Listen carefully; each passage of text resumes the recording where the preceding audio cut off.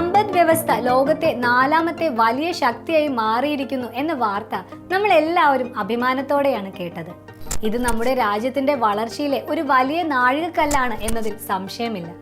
പക്ഷേ ഇവിടെ ഒരു പ്രധാന ചോദ്യം ഉയരുന്നുണ്ട്. ഈ സാമ്പത്തിക വളർച്ച സാധാരണക്കാരായ നമ്മുടെ എല്ലാം ജീവിത നിലവാരം അതേ വേഗത്തിൽ മെച്ചപ്പെടുത്തിയിട്ടുണ്ടോ? സാമ്പത്തിക വളർച്ച തീർച്ചയായും പ്രധാനമാണ്.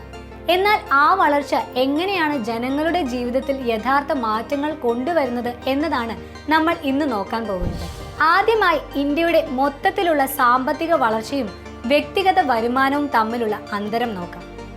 ഇന്ത്യയുടെ സമ്പദ് വ്യവസ്ഥ അതിവേഗം വളരുന്നുണ്ടെങ്കിലും ഒരു ശരാശരി ഇന്ത്യൻ പൗരന്റെ വരുമാനം അഥവാ പെർ ക്യാപിറ്റ ഇൻകം വളരെ കുറവാണ്.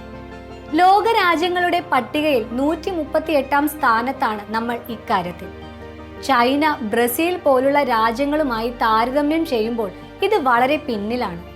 ഇതിനർത്ഥം സാമ്പത്തിക വളർച്ചയുടെ നേട്ടങ്ങൾ എല്ലാ ജനങ്ങളിലേക്കും ഒരുപോലെ എത്തുന്നില്ല എന്നതാണ്. ഇന്ത്യ നാലാമത്തെ വലിയ സാമ്പത്തിക ശക്തിയാണ്. എന്നിട്ടും എന്തുകൊണ്ടാണ് ഭൂരിഭാഗം ജനങ്ങളും ഇപ്പോഴും ദാരിദ്ര്യത്തിൽ കഴിയുന്നത്? രാജ്യത്തെ സാമ്പത്തിക വളർച്ചയുടെ വലിയൊരു പങ്ക് വരുന്നത് സ്വകാര്യ ഉപഭോഗത്തിൽ നിന്നാണ്. അതായത് നമ്മൾ കടകളിൽ നിന്നും മറ്റും സാധനങ്ങൾ വാങ്ങുന്നതിലൂടെ. എന്നാൽ ഗ്രാമീണ മേഖലയിലെ ജനങ്ങളുടെ വാങ്ങൽ ശേഷി ഇപ്പോഴും കുറവാണ്. അവരുടെ വരുമാനവും കുറവാണ്.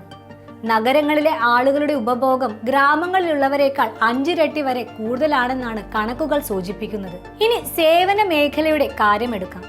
വിവര സാങ്കേതിക വിദ്യ പോലുള്ള സേവന മേഖലകൾ രാജ്യത്ത് നല്ല വരുമാനം നേടിക്കൊടുക്കുന്നുണ്ട്.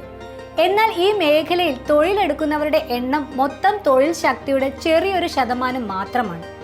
ഭൂരിഭാഗം ജനങ്ങളും ഇപ്പോഴും സ്ഥിരതയില്ലാത്ത, കുറഞ്ഞ വരുമാനമുള്ള, പലപ്പോഴും യാതൊരു സാമൂഹിക സുരക്ഷിതവുമില്ലാത്ത ജോലികളിലാണ് ഏർപ്പെട്ടിരിക്കുന്നത്. ഇന്ത്യയുടെ വിദേശ നാണ്യ കരുതൽ ശേഖരണം ശക്തമായ നിലയിലാണെന്ന് ആശ്വാസകരമാണ്. ഇത് സമ്പദ് വ്യവസ്ഥയ്ക്ക് ഒരു സ്ഥിരത നൽകുന്നുണ്ട്. എണ്ണവില കുറഞ്ഞ സാഹചര്യത്തിൽ സർക്കാരിന് ചിലവ് കുറയ്ക്കാനും സാധിച്ചു. എന്നാൽ ഈ അനുകൂല ഘടകങ്ങൾ ആരോഗ്യ, വിദ്യാഭ്യാസ, തൊഴിലവസര മേഖലകളിൽ കൂടുതൽ നിക്ഷേപം നടത്താൻ വേണ്ടത്ര ഉപയോഗപ്പെട്ടില്ല എന്നതാണ് വിമർശനം. രാജ്യത്തിന്റെ അടിസ്ഥാന സൗകര്യ വികസനത്തിനും വ്യവസായങ്ങൾക്കും വേണ്ടിയുള്ള നിക്ഷേപം വർദ്ധിക്കുന്നുണ്ട്. എന്നാൽ അതേസമയം ആരോഗ്യത്തിനും വിദ്യാഭ്യാസത്തിനുമുള്ള സർക്കാർ ചിലവ് ഇപ്പോഴും വളരെ കുറവാണ്. ഇത് ജനങ്ങളുടെ ആരോഗ്യകരമായ ജീവിതത്തിനും മികച്ച വിദ്യാഭ്യാസം നേടുന്നതിനും തടസ്സമുണ്ടാക്കുന്നു. മാനവ വികസന സൂചികയിൽ ഇന്ത്യ 132-ാം സ്ഥാനത്താണ്. ഒരു ശരാശരി ഇന്ത്യക്കാരൻ 6.7 വർഷം മാത്രമാണ് സ്കൂളിൽ പഠിക്കുന്നത്. ഗ്രാമീണ മേഖലകളിൽ ആരോഗ്യ സേവനങ്ങളുടെ പര്യാപ്തതയും കുട്ടികളിലെ പോഷകാഹാരക്കുറവും വലിയ വെല്ലുവിളികളായി തുടരുന്നു. ഏറ്റവും പ്രധാനപ്പെട്ട ഒരു കാര്യം സമ്പത്തിലെ അസമത്വമാണ്. രാജ്യത്തെ മൊത്തം സമ്പത്തിന്റെ 77% കൈവശം വച്ചിരിക്കുന്നത് വെറും 10% ആളുകളാണ്. ഇതിനർത്ഥം പണം വളരെ കുറച്ച് ആളുകളുടെ കയ്യിൽ മാത്രം കേന്ദ്രീകരിക്കുന്നു എന്നതാണ്. ഈ സാമ്പത്തിക അസമത്വം സാധാരണ ജനങ്ങളുടെ ജീവിത നിലവാരം മെച്ചപ്പെടുത്തുന്നതിന് വലിയൊരു തടസ്സമാണ്. അപ്പോൾ ഇന്ത്യ ലോകത്തിലെ നാലാമത്തെ വലിയ സാമ്പത്തിക ശക്തിയായി എന്നത് അഭിമാനകരമായ നേട്ടം തന്നെയാണ്. പക്ഷേ അതുകൊണ്ട് മാത്രം കാര്യമില്ല. ഈ വളർച്ചയുടെ ഫലം രാജ്യത്തെ എല്ലാ ജനങ്ങളിലേക്കും എത്തണം.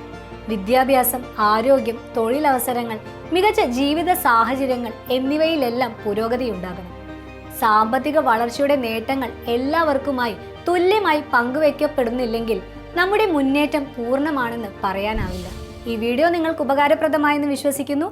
ഇതുപോലെയുള്ള വീഡിയോകൾക്കായി ഈ ചാനൽ ലൈക്ക് ചെയ്യാനും സബ്സ്ക്രൈബ് ചെയ്യാനും മറക്കല്ലേ. നന്ദി.